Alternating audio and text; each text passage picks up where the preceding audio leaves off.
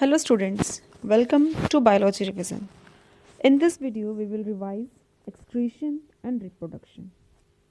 First of all, let us see excretion. It is the process of removal of toxic products produced in the cells. Now, there are different types of toxic products. Let us see carbon dioxide, urea, and sweat. Carbon dioxide is produced in the cells. It is breathed out from the lungs. Urea is produced in the liver when excess protein is broken down. It is removed through urine along with excess salts and water. Sweat is produced by the sweat glands during physical activities. How it is removed? It gets evaporated from the skin. Now let us discuss the formation of urine. Blood flows through kidneys. You know that blood carries urea, excess salt and water. When it flows through the kidneys, the useful substances such as water, glucose, salt, these are absorbed back into the blood, whereas harmful substances along with the excess water, they form urine. Now what happens to this urine? Let us discuss. This is the human excretory system. These are the organs. Kidneys, we have a pair of kidneys, a pair of ureters, urinary bladder and a urethra. What happens in the kidneys we have already discussed. When the urine is formed and it is separated, it travels through the ureter to the urinary bladder. There the urine gets stored for some time and it is passed out of the body through the urethra.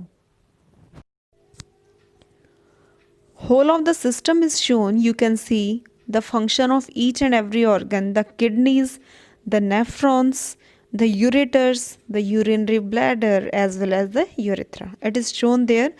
You can look for it. Now let us discuss reproduction in plants. It is of two types, sexual reproduction and asexual reproduction. Let us see the difference between two. Asexual reproduction takes place through vegetative parts, roots, stem and leaves.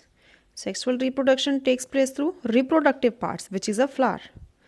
Asexual reproduction, it does not involve seeds. It involves only one parent.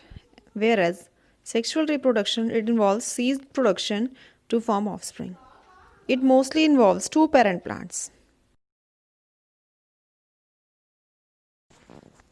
There are different modes of asexual reproduction: vegetative propagation, budding, fragmentation and spore formation. First of all, let us see vegetative propagation.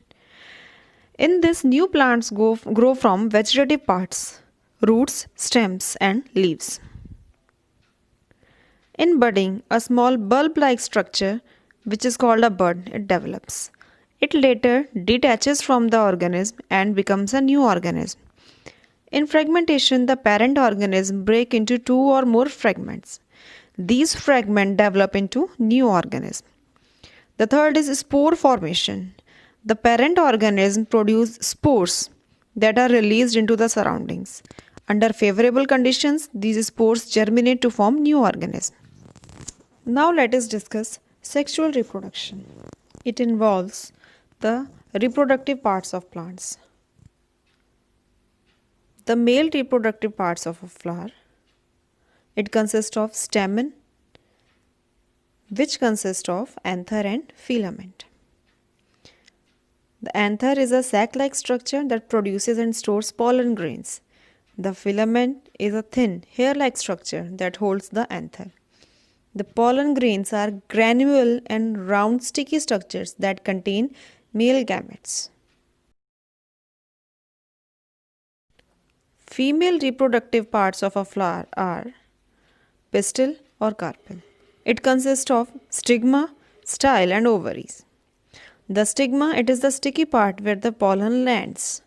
Style, it is the slender tube that connects the stigma to the ovary. The ovary contains ovules. Ovules are the structure that contain female gametes. The location of the female and male reproductive parts is shown in the flower. You can see.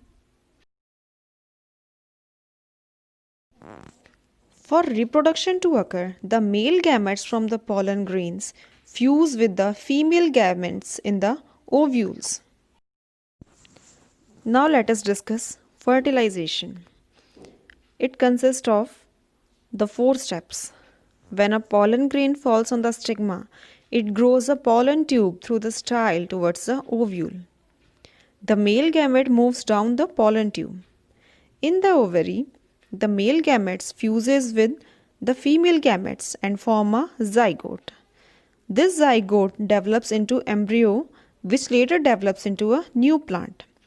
This process of fusion of male and female gametes to form a zygote is called fertilization.